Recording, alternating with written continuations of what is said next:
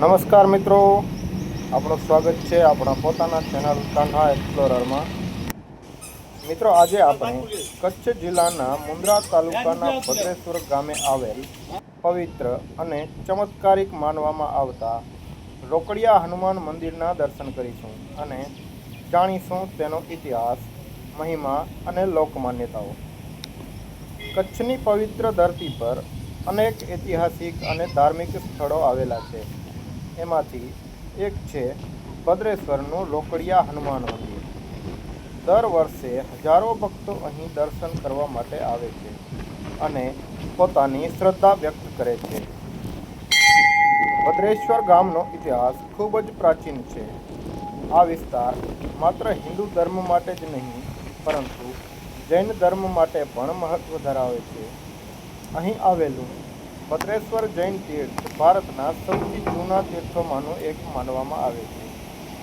આ જ પવિત્ર ધરતી પર રોકડિયા હનુમાનજીનું મંદિર આવેલું છે. મિત્રો, વાત કરીએ રોકડિયા નામ પાછળની માન્યતા વિશે, તો સ્થાનિક લોકોનું માનવું છે કે હનુમાનજી અહીં પોતાના ભક્તોની પ્રાર્થના ઝડપથી સાંભળે છે અને તેમની મનોકામના પૂર્ણ કરે છે. રોકડિયા શબ્દનો અર્થ લોકો એવી રીતે કરે છે કે ભગવાન તરત જ કૃપા વરસાવે છે. આ જ કારણે દૂર દૂરથી ભક્તો અહીં માનતા લઈને આવે છે. કોઈ ધંધામાં સફળતા માટે, કોઈ સંતાન સુખ માટે, કોઈ આરોગ્ય માટે, તો કોઈ જીવનના સંકટમાંથી મુક્તિ માટે અહીં પ્રાર્થના કરવા આવે છે. મિત્રો, લોકવાયકા મુજબ ઘણા વર્ષો પહેલાં આ સ્થળે હનુમાનજીની મૂર્તિ પ્રગટ થઈ હતી. ત્યારબાદ સ્થાનિક લોકોએ અહીં પૂજા શરૂ કરી અને ધીમે ધીમે આ સ્થાન ભક્તિનું મોટું કેન્દ્ર બની ગયું. જોકે આ કથાઓ માટે સ્પષ્ટ ઐતિહાસિક પુરાવા ઉપલબ્ધ નથી, પરંતુ ભક્તોમાં આ માન્યતા આજે પણ અતૂટ છે. હિન્દુ ધર્મમાં હનુમાનજીને શક્તિ, ભક્તિ અને નિષ્ઠાના પ્રતીક માનવામાં આવે છે. હનુમાનજી એ ભગવાન શ્રી રામના પરમ ભક્ત હતા. રામાયણમાં હનુમાનજીના પરાક્રમના અનેક પ્રસંગો જોવા મળે છે. સમુદ્ર ઓળંગીને માતા સીતાની શોધ કરવી હોય, લંકા દહન કરવું હોય કે સંજીવની બુટી લાવીને લક્ષ્મણજીના પ્રાણ બચાવવા હોય, હનુમાનજીનું શૌર્ય અદ્ભુત હતું. આથી આજે પણ કરોડો લોકો તેમને સંકટ મોચન તરીકે પૂજે છે. ભદ્રેશ્વરના રોકડિયા હનુમાનજી મંદિરમાં મંગળવારે અને શનિવારે વિશેષ ભીડ જોવા મળે છે. આ દિવસોમાં ભક્તો તેલ ચડાવે છે, નારિયેળ અર્પણ કરે છે અને હનુમાન ચાલીસાનો પાઠ કરે છે. મંદિરમાં ભક્તિમય વાતાવરણ રહે છે અને જય બજરંગબલીના જય ઘોષથી સમગ્ર વિસ્તાર ગુંજી ઉઠે છે.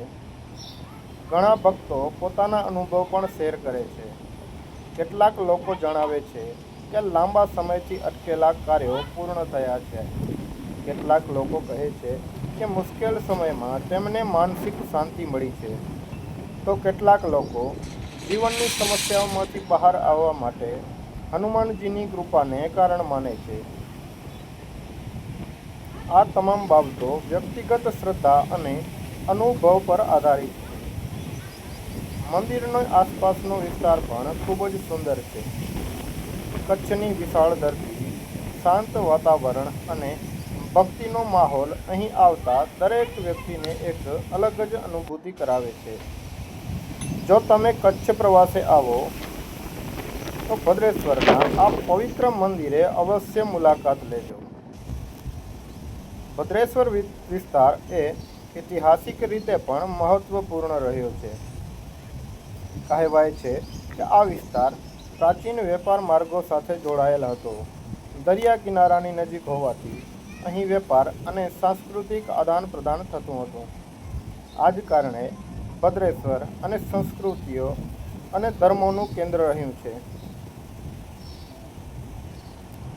હનુમાનજીની ભક્તિથી મનોબળ વધે છે એવી માન્યતા છે. હનુમાન ચાલીસાનો પાઠ કરવાથી આત્મવિશ્વાસ વધે છે અને મનમાં સકારાત્મકતા આવે છે એવું ઘણાય ભક્તો માને છે.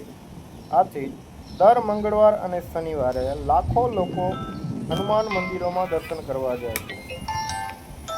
રોકડિયા હનુમાનજીના દર્શન માટે આવતા ભક્તો ધજા ચડાવે છે, પ્રસાદ અર્પણ કરે છે અને પોતાના પરિવારના સુખ સમૃદ્ધિ માટે પ્રાર્થના કરે છે. હનુમાન જયંતિ દરમિયાન અહીં વિશેષ ઉત્સવનું આયોજન થાય છે.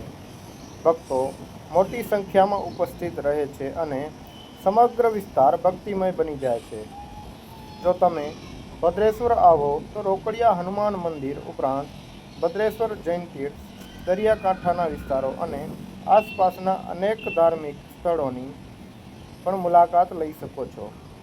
આ સમગ્ર વિસ્તાર કચ્છની સંસ્કૃતિ, ઇતિહાસ અને આધ્યાત્મિકતાનું સુંદર પ્રતિબિંબ છે. તો મિત્રો, આ હતું કચ્છના ભદ્રેશ્વર ગામે આવેલ રોકડિયા હનુમાનજી મંદિરનો મહિમા, ઇતિહાસ અને લોક માન્યતાઓ વિશેનો પરિચય. જો તમને આ વિડીયો ગમ્યો હોય તો વિડીયોને લાઈક કરો, ચેનલને સબસ્ક્રાઈબ કરો અને બેલ આઇકોન દબાવવાનું ભૂલશો નહીં. જય શ્રી રામ, જય બજરંગબલી.